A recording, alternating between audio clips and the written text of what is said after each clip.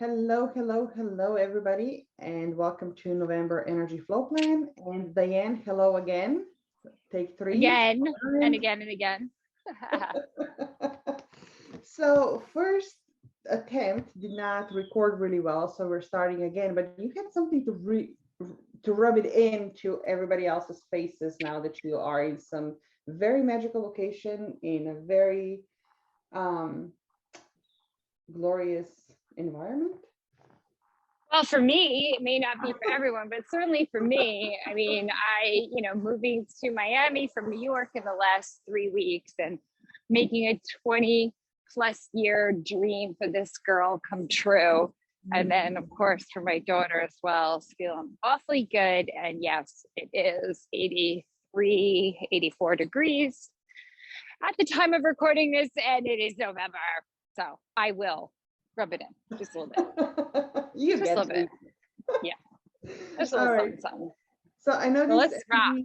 Exactly. Yeah, we're coming in a little bit later than we usually would with a energy flow plan, but we had a very good reason. So I am all ears. I know you have some really juicy stuff to share with us today. Well, yeah, as we've been coaching and sharing every month our own experience of how we really focus our energy in intent to support our businesses. And so we felt like what a great thing to share out with any woman who's a leader. And that leader obviously could be leader of company, leader of household. And in most cases, if you're a woman, you're both.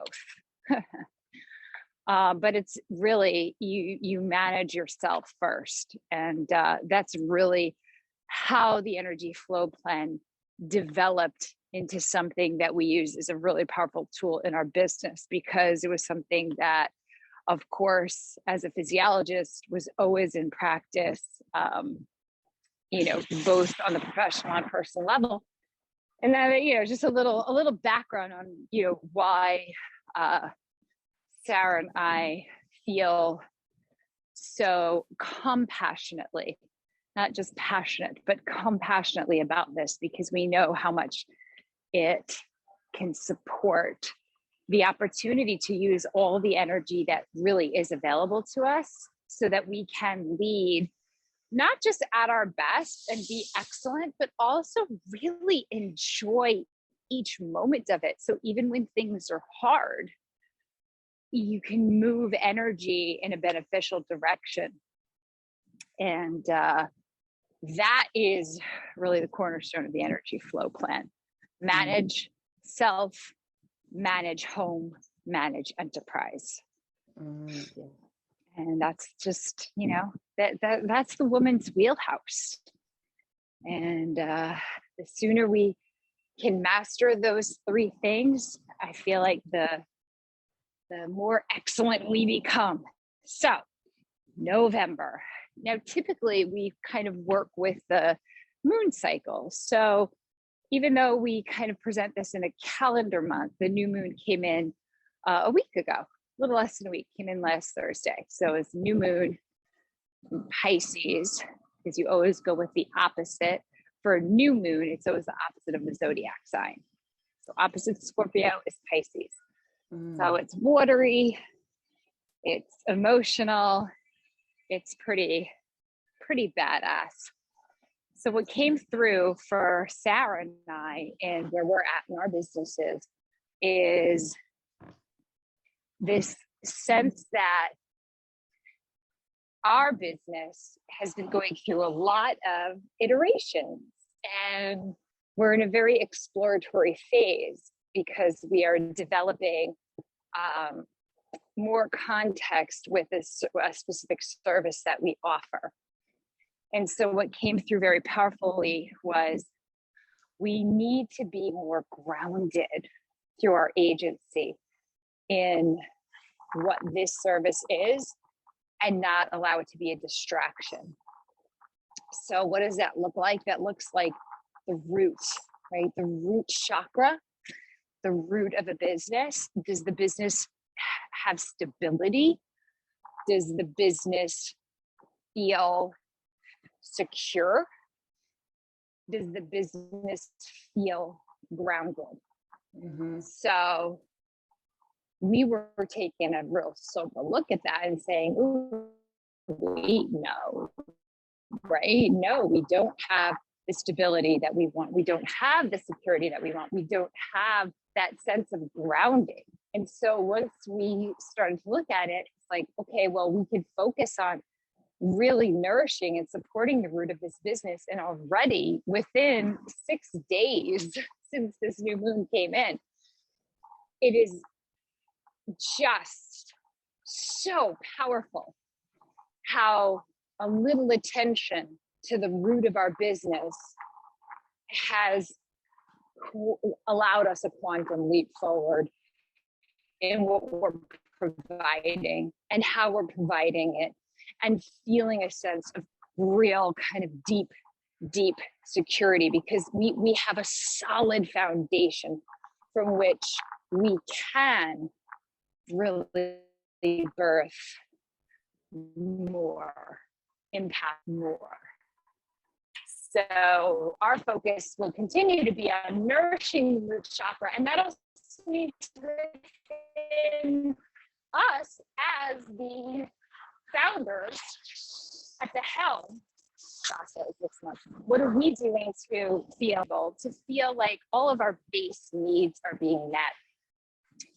It's so cool that this dropped in, because on a physical level, some of the most nourishing foods for the root chakra are the root vegetables. And it just so happens to be the month of Thanksgiving in the States, and also a bountiful harvest in many regions where root vegetables are at their peak. So it's pumpkin, it's butternut squash, acorn squash, you know, just all of the rich, high mineral root vegetables. So I say, fill her up, get those roasted roots going, and allow it to just nourish your root, and not just go through the motions, but even as you're dicing up a delightful butternut squash, do it with love, do it with a sense of stability.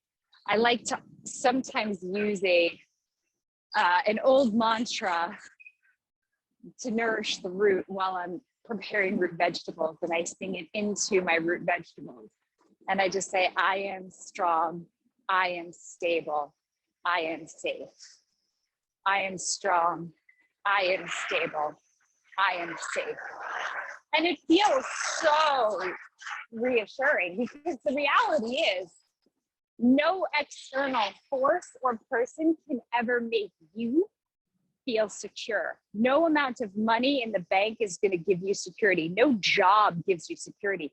It's an inside job. You give it to yourself. How do you do that? Anchor in, double down on what connects you to the earth, which brings me to the second piece of our energy flow plan. So we always look at the chakras, and then we look at the tattvas. The tattvas are the elements in yogic science, 5 elements: air, ether, water, fire, and lovely earth. So earth dropped in. It seemed to have just been a magical fit for this lunar cycle for us.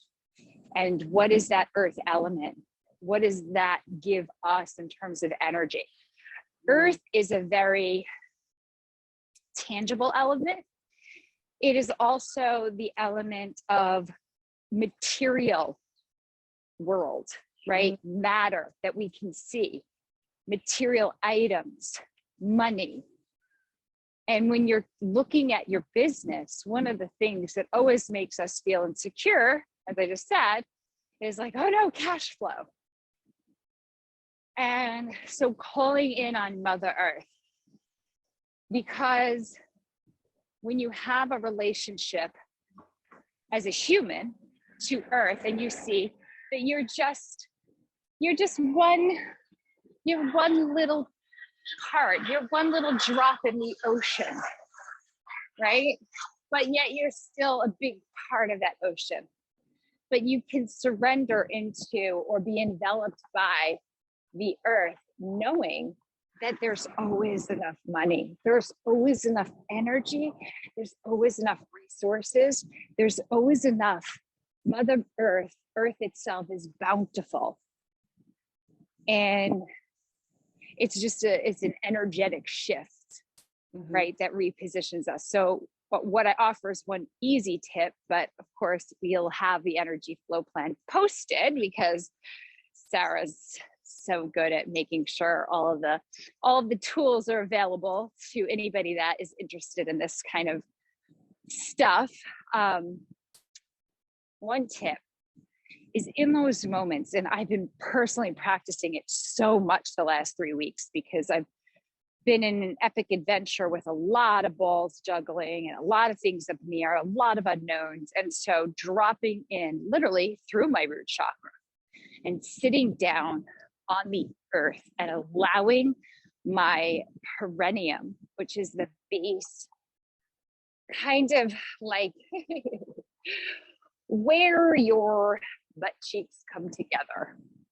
It's like, this is delightful. We may be familiar with it. Sometimes a perineum can get ripped in childbirth, but it is just a very sensitive area on the human anatomy.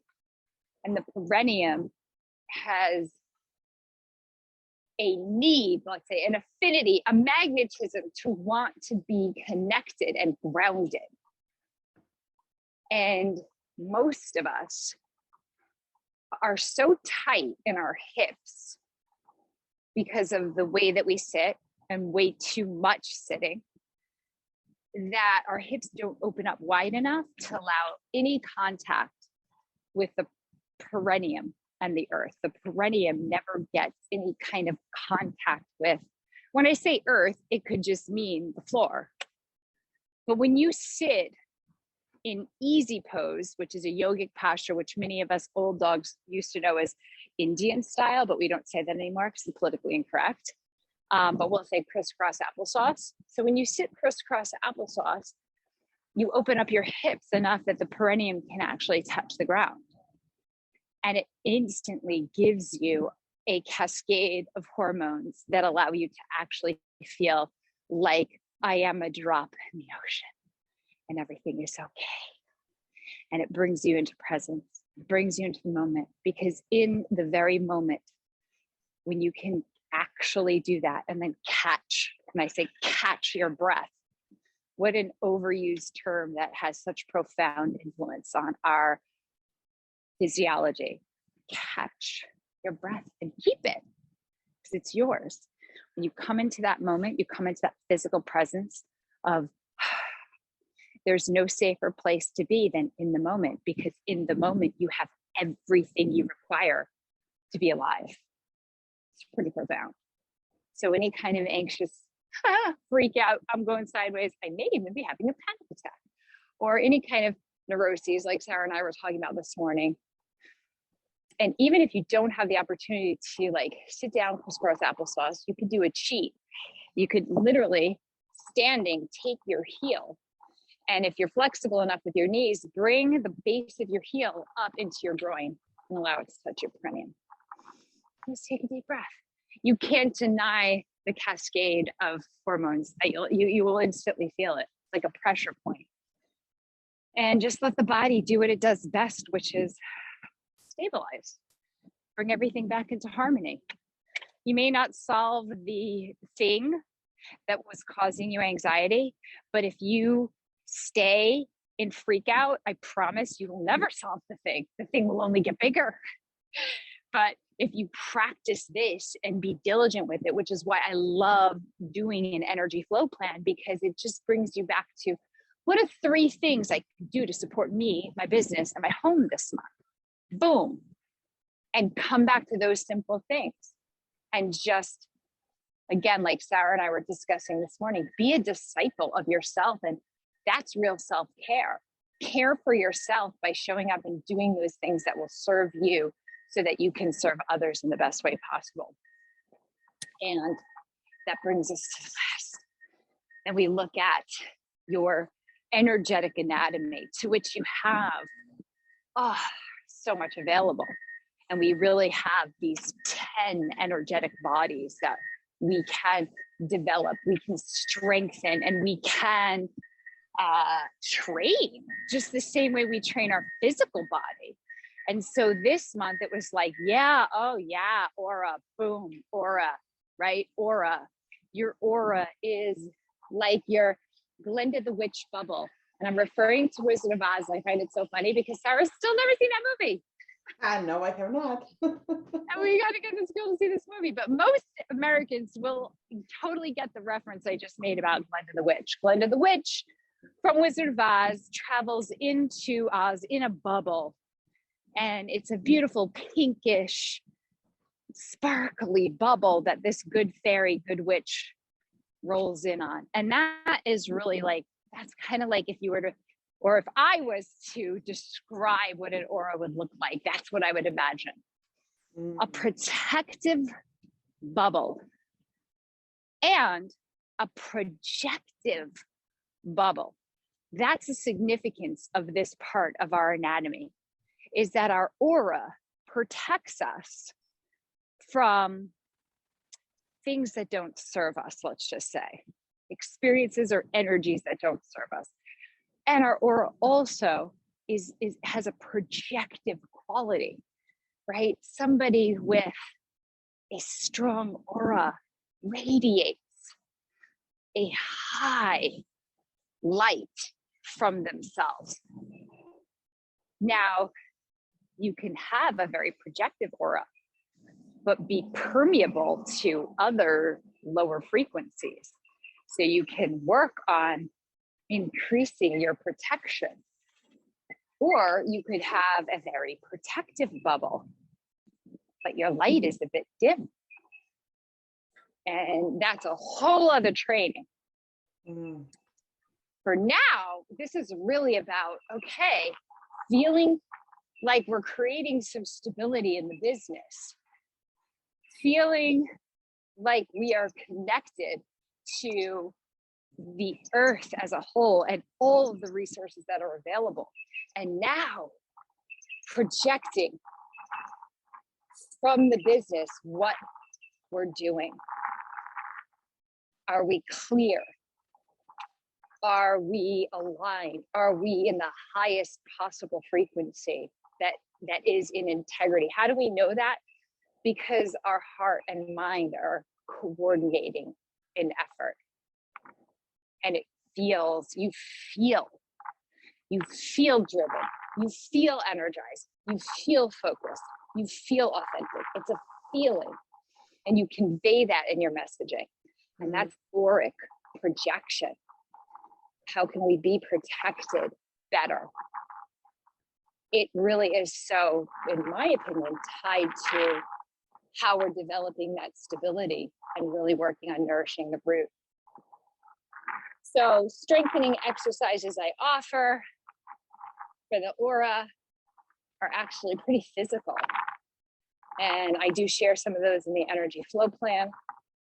But even just being aware and playing games with yourself. Like when I walk into a room, do I offer radiant refinement, right? Because that's that balance between I am giving off a high frequency, but I am refined because I can be discerning on what I let in. And for a human to operate like that is pretty majestic. For a company to create that, whew. I mean, I can't even list on one hand examples of who I believe is successful at that as a company these days. But I truly feel passionately about creating companies that's just standard.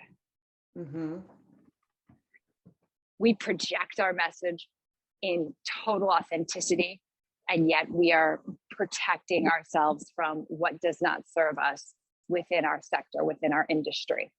So we don't get caught up in the archaic compare, contrast,